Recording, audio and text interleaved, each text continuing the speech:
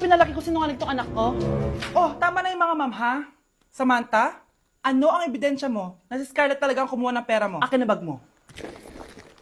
Oh, makakabili ba si Scarlett ng ganito kadaming product kung wala siyang pera?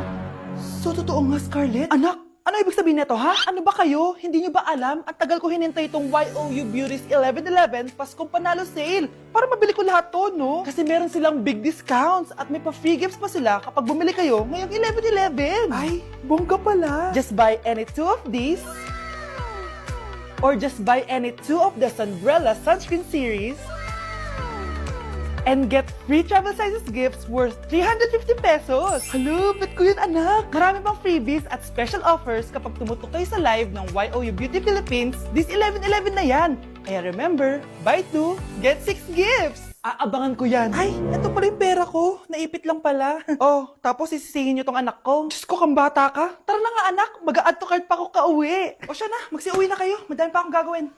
Wow! Gising na siya. Ang pala mo nandito sa bahay. Nay, wag ngayon please. Alam mo, bilib din ako sa'yo eh. Wala na nga tayong makain, nagpabuntis ka pa. Buti pa yung anak ni Rosa, pag-aaral ay natupag. Nakakawalang gana. Yan, umalis ka.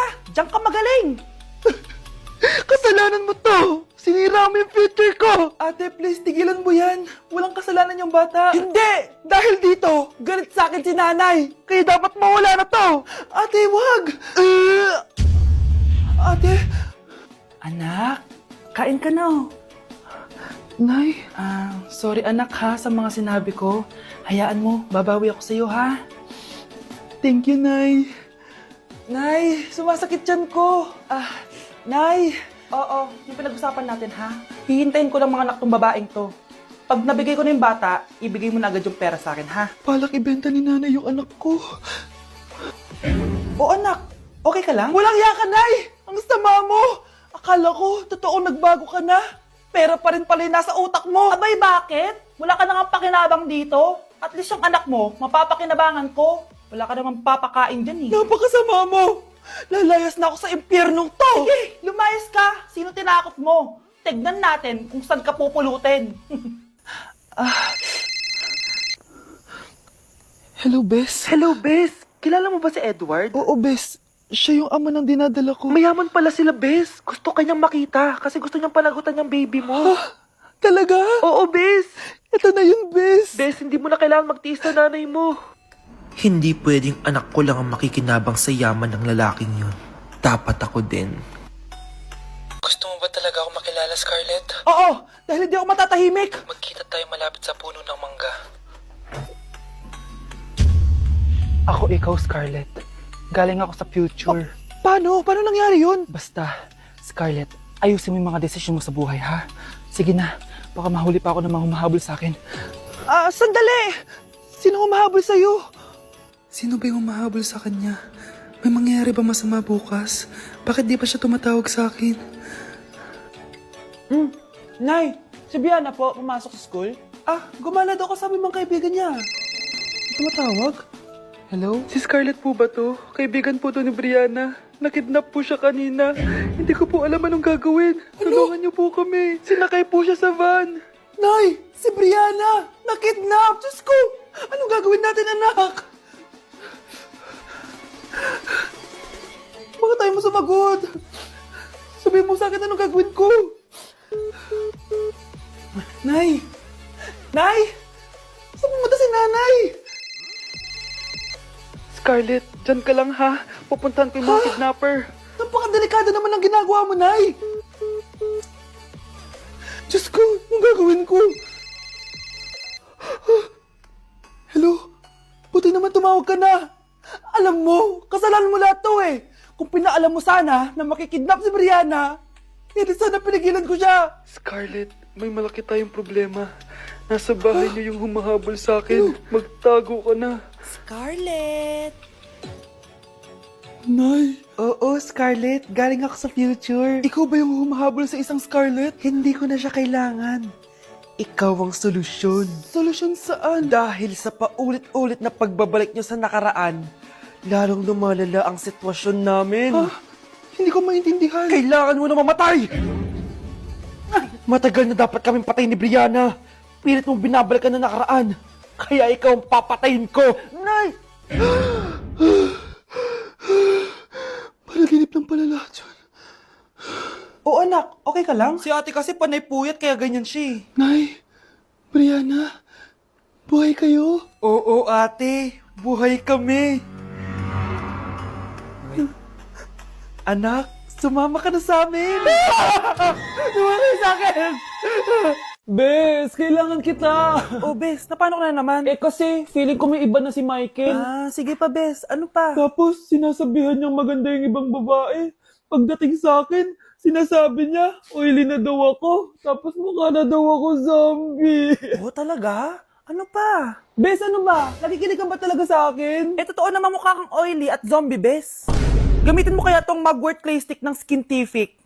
Bes, pag ginamit ko ba to, magiging sweet na ba ulit sa akin yung boyfriend ko? Aba, ewan ko sa boyfriend mo, Bes. Pero ang sigurado, magiging fresh at blooming ka dyan. Simula nung ginamit ko yung Mugwort Clay Stick, nawala yung redness na mukha ko. Nawala din yung mga blackheads ko. At di na ako oily. Dahil meron niyang niacinamide, salicylic acid, at centella na nakakatulong sa ating skin. Wow, Bes, ang smooth na ng balat ko. Buti pa tong Mugwort Clay Stick. Love ako. Alam mo, Bes, sinabihan na kita dati pa na you deserve better. Tama ka, Bes. I know my worth now. Kaya deserve na deserve ko tong Mugwort Clay Stick ng Skintific. Ay, o nga pala, Bes, yung utang mo last week, nasan na? Ay, Bes, huwag ka muna dumagdag sa problema ko ngayon, pwede? Tsaka akin na to, ha?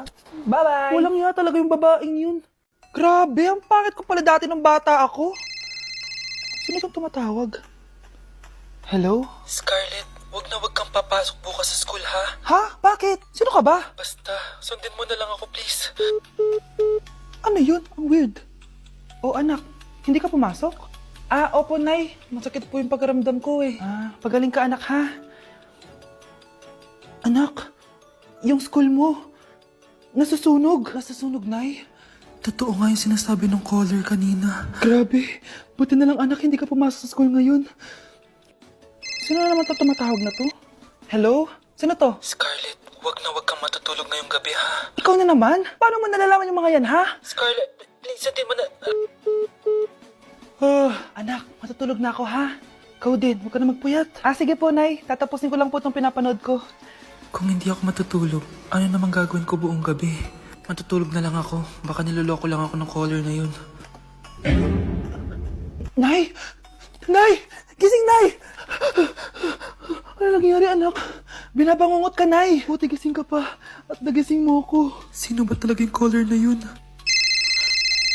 Sino ka ba talaga, ha? Bakit alam mo lahat ng mga masasamang mangyayari? Gusto mo ba talaga ako makilala, Scarlett? Oo, dahil hindi ako matatahimik. Magkita tayo malapit sa puno ng mangga. Hello? May tao ba dyan? Hi, Scarlett. Ikaw ba yung caller? Gusto mo ba talagang makita kung sino ako? Oo. Ako ikaw, Scarlett. Galing ako sa future. Ikaw ako? Kailangan kong ayusin yung mga nangyaring masama. Paano? Paano nangyari yun? Basta, Scarlett, ayusin mo yung mga desisyon mo sa buhay, ha? Sige na, baka mahuli pa ako ng mga humahabol sa akin. Sandali! Sino humahabol sa'yo?